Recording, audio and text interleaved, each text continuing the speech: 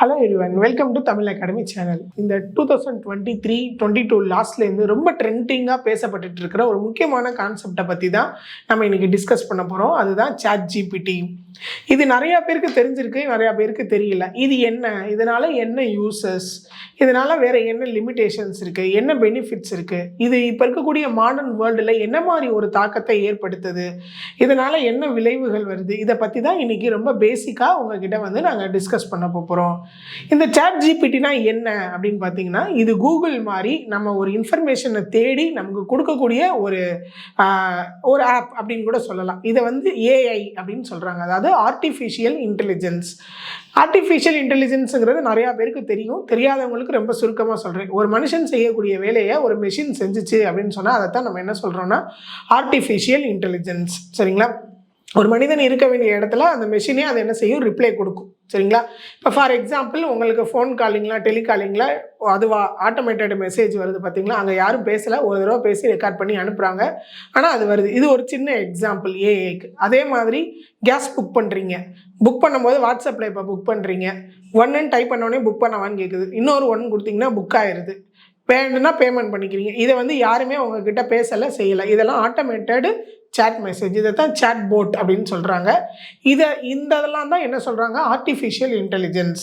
இந்த artificial intelligence தான் இப்போ இருக்கக்கூடிய ட்ரெண்டிங் டெக்னாலஜிஸில் நம்மளுடைய சிந்தனைகள் முதற்கொண்டு நம்ம எப்படி என்ன மாதிரி எதிர்பார்க்குறோம், என்ன மாதிரி ஃபோனில் தேடுறோம், இது எல்லாத்தையும் கேப்சர் பண்ணி நமக்கு தேவையான இன்ஃபர்மேஷனை தந்துக்கிட்டே இருக்கக்கூடிய ஒரு மிகப்பெரிய கான்செப்ட் ஆர்டிஃபிஷியல் இன்டெலிஜென்ஸ். இந்த ஆர்டிஃபிஷியல் இன்டெலிஜென்ஸை சர்ச் இன்ஜின் கூட, அதாவது கூகுளில் வந்து சர்ச் இன்ஜின் அப்படின்னு சொல்கிறோம். நீங்கள் எந்த விஷயத்தை தேடினாலும் அது என்ன செய்யுது, உங்களுக்கு ஏகப்பட்ட வெப்சைட்டோட லிங்கை வந்து உங்களுக்கு அனுப்புது. நீங்கள் அந்த வெப்சைட்டுக்குள்ளே போகிறீங்க, அதில் ஆட் வரலாம், ரெஜிஸ்டர் பண்ண சொல்லலாம், இந்த மாதிரி நிறைய விஷயங்கள் இருக்குது. அதில் போய் உங்களுக்கு தேவையான இன்ஃபர்மேஷனை நீங்கள் எடுத்துக்கிறீங்க. லிங்க் தான் கொடுக்கும், ஆப்டான மெசேஜை வந்து உங்களுக்கு சேட் மாதிரி கொடுக்காது. ஆனால் இந்த ChatGPT வந்து பார்த்தீங்கன்னா, நீங்கள் தேடுற இன்ஃபர்மேஷனை ஒரு சேட் மாதிரி அப்படியே, அதாவது ரொம்ப அக்யூரேட்டாக, ஓரளவுக்கு அக்யூரேட்டடாக என்ன கொடுத்துருதுன்னா மெசேஜாகவே உங்களுக்கு கொடுத்துருது. இது ஒரு லிங்க்கோ அனுப்பி அந்த லிங்க்குள்ளே நீங்கள் போய் தேடி அப்புறம் அதில் ஏதாவது ஆட் வந்தால் இல்லை ரெஜிஸ்டர் பண்ண சொன்னால் அந்த ப்ராசஸ்லாம் பண்ணி நீங்கள் அதுலேருந்து டவுன்லோட் பண்ணிட்டு இந்த வேலையெல்லாம் இதில் கிடையவே கிடையாது.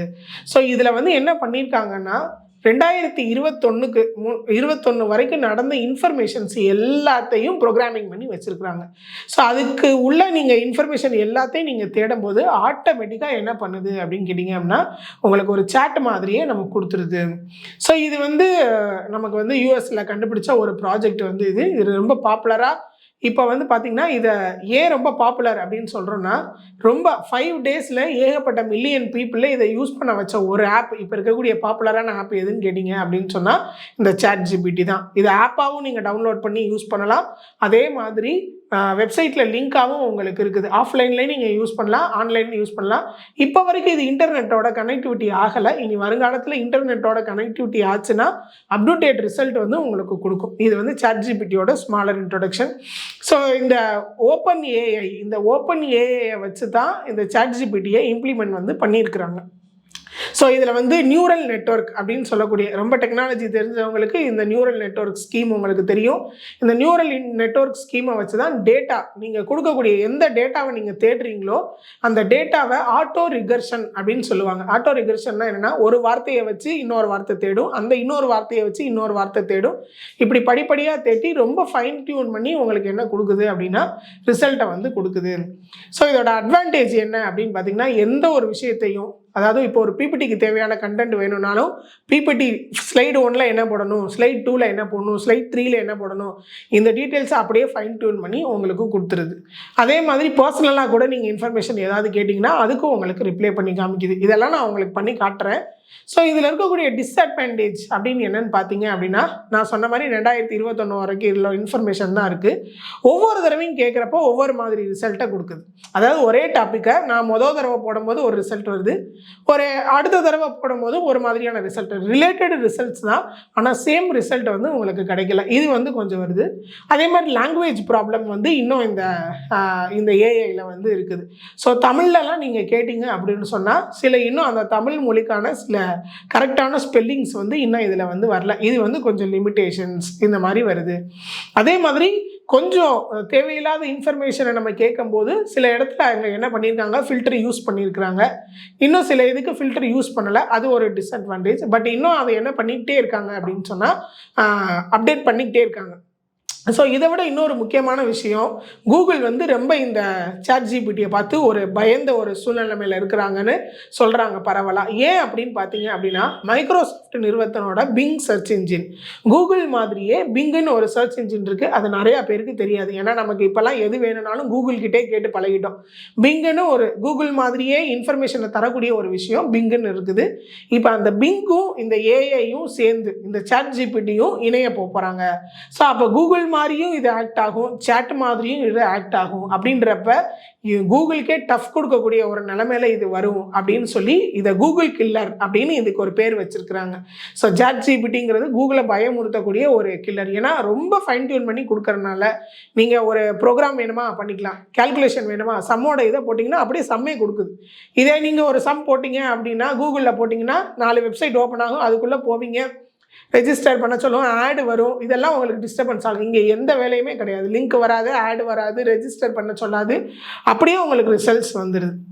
இது என்னதான் அட்வான்டேஜாக இருந்தாலும் பட் ஸ்டூடெண்ட் சைடு அப்படின்னு பார்க்கும்போது பார்த்தீங்கன்னா ஸ்டூடெண்ட்டோட ரொம்ப திங்கிங்கை வந்து குறைக்கிற மாதிரி இருக்குது அப்படின்னு சொல்லி யூஎஸில் இருக்கக்கூடிய நிறைய யூனிவர்சிட்டிஸில் இதை பேன் பண்ணிட்டாங்க. அதாவது அவங்களுடைய ஏரியாவில் இதை யூஸ் பண்ண முடியாது. வெளியில் போய் அவங்க என்ன வேணாலும் ஸ்டூடெண்ட் யூஸ் பண்ணிக்கலாம்.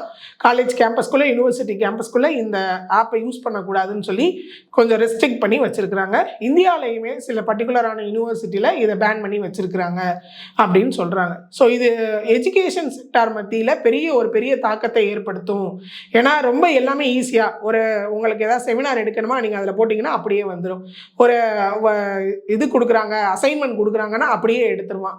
அதனால ரொம்ப அக்யூரேட்டாக கொடுக்கறதுனால வித்தின் அ செகண்ட் ரொம்ப வேகமாகவும் அது என்ன செய்யுது நமக்கு கொடுக்குது.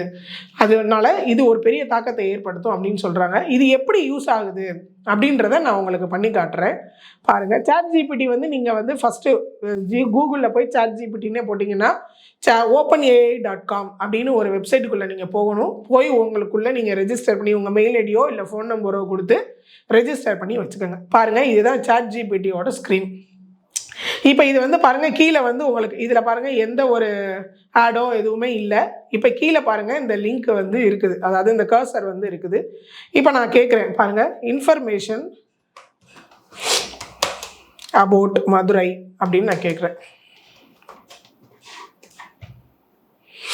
பாருங்கள், இது பாருங்கள் நம்ம ஒரு வாட்ஸ்அப்பில் இல்லாட்டி நம்ம சேட்டர் பாக்ஸில் யூஸ் பண்ணக்கூடியது மாதிரியே வருது. அப்படியே டைப் பண்ணி கொடுக்குது பாருங்கள். So Madurai is a city located in the Indian state of Tamil Nadu.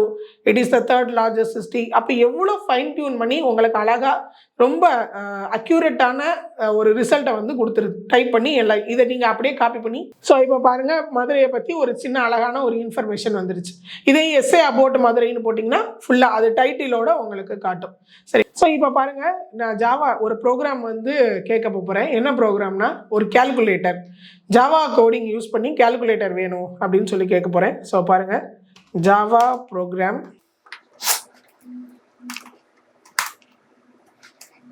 For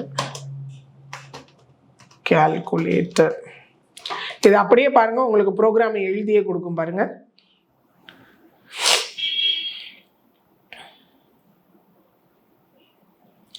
பாருங்கள் எவ்வளோ அழகாக அப்படியே இது அப்படியே காப்பி கோடில் நீங்கள் போய் காப்பி பண்ணிவிட்டு உங்களுடைய ஜாவாவோட ஐடியில் போய் என்ன பண்ணிக்கலாம், பேஸ்ட் பண்ணி அப்படியே நீங்கள் ரன் பண்ணிக்கலாம். எவ்வளோ அழகாக லைன் எழுதுது பாருங்கள். இம்போர்ட் java.util.scanner ஆரம்பித்து எழுதிட்டே இருக்குது, ஒவ்வொரு லைனாக எழுதுது. சிம்பிள் கேல்குலேட்டருக்கான ப்ரோக்ராம்ஸை வந்து இது எழுதுது. இல்லை எனக்கு இது கொஞ்சம் ரிலேட்டடாக இல்லை, இதை நான் ஸ்டாப் பண்ணணுன்னாலும் கீழே வந்து உங்களுக்கு ஸ்டாப் ஜென்ரேட்டிங் அப்படின்ற ஒரு ஆப்ஷன் இருக்குது. அதில் நீங்கள் ஸ்டாப் கொடுத்துட்டிங்கன்னா அது அப்படியே ஜென்ரேட் பண்ணுற இந்த டெக்ஸ்ட்டை வந்து நிப்பாட்டிடும். சரிங்களா? கேல்குலேட்டர்ன்றனால நம்ம கொஞ்சம் பெரிய ப்ரோக்ராம் எழுதிக்கிட்டே இருக்குது. ஸோ அதில் வந்து பாருங்கள் என்ன யூஸ் பண்ணியிருக்கு, என்ன டாப்பிக்கை யூஸ் பண்ணியிருக்குன்றதை கூட காட்டுது. ஸ்கேனர் யூஸ் பண்ணியிருக்கோம், ஸ்விட்ச் ஸ்டேட்மெண்ட் யூஸ் பண்ணியிருக்கோம் அப்படின்றத கூட காட்டுது. இப்போ நம்ம என்ன போட போகிறோம்னா, நம்ம தமிழ் அகாடமி சேனலை பற்றி நமக்கு ஏதாவது ChatGPT இன்ஃபர்மேஷன் தருதா அப்படின்றத பார்ப்போம். தமிழ் அகாடமி யூடியூப் சேனல் அப்படின்னு போடுவோம்.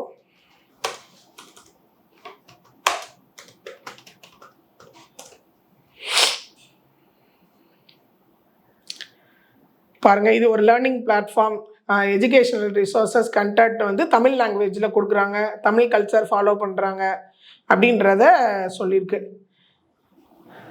ஸோ நம்மளை பற்றி இவ்வளோ இன்ஃபர்மேஷன்ஸ் வந்து நம்மளுடைய சேனலை பற்றி தருது, சரிங்களா? ஆனால் பட் நம்மளுடைய ஓனரோட இன்ஃபர்மேஷன்லாம் இதில் இன்னும் அப்டேட் ஆகலை.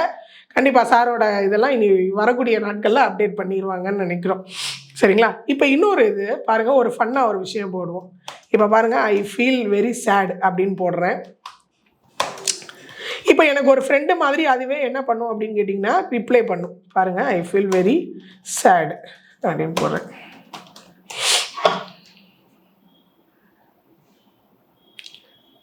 பாருங்கள், ஐ am sorry to hear that. நீ இப்போ இப்படி இருக்கிறத நினச்சி நான் ரொம்ப கவலைப்படுறேன். இது வந்து நார்மலாக ஒரு ஹியூமனுக்கு இருக்கக்கூடிய ஒரு எமோஷன் தான்.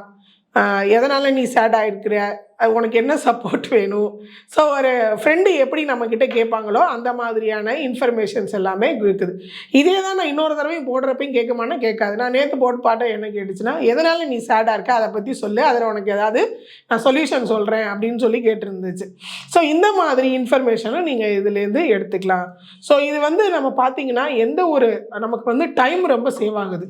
ஸோ இப்போ பாருங்கன்னா, ஒரு பிபிடிக்கான கண்டென்ட்டை ரெடி பண்ணணும்னு கேட்க போகிறேன். என்ன பிபிடி கண்டென்ட்னா ரோபோட்டிக்ஸ் அப்படின்ற கான்செப்ட் இப்போ ரொம்ப பாப்புலராக அவங்களுக்கு தெரியும். ரோபோட்டிக்ஸ் வந்து ரொம்ப ட்ரெண்டியான டாபிக். அந்த ரோபோட்டிக்ஸ் வந்து இப்போ வந்து ரோபோட்டிக்ஸ் அப்படிங்கிறது காலேஜ் லெவலில் பேசப்படக்கூடிய ஒரு விஷயம். ஆனால் இதை நான் வந்து ஒரு 6th ஸ்டாண்டர்ட் 7th ஸ்டாண்டர்ட் பிள்ளைங்களுக்கு சொல்கிற மாதிரி ஒரு ஈஸியஸ்ட் வேலை எனக்கு கண்டென்ட் வேணும் அப்படின்னா நீங்கள் அப்படி பர்டிகுலர் பண்ணி நீங்கள் என்ன பண்ணலாம் கேட்கலாம். பாருங்கள் நான் எப்படி போடுறேன்னு. PPT for robotics, PPT about robotics அப்படின்னு போடுவோம். PPT about robotics for 6th standard students.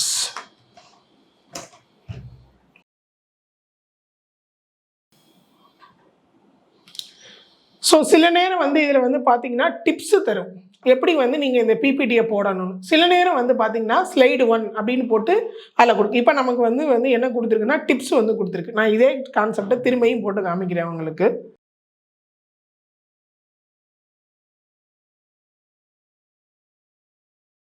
So இதில் வந்து என்ன சொல்லியிருக்கு அப்படின்னு பார்த்தீங்கன்னா, எந்தெந்த ஸ்லைடில் நீங்கள் என்னென்ன வைக்கணும் அப்படின்றத சொல்லியிருக்கு.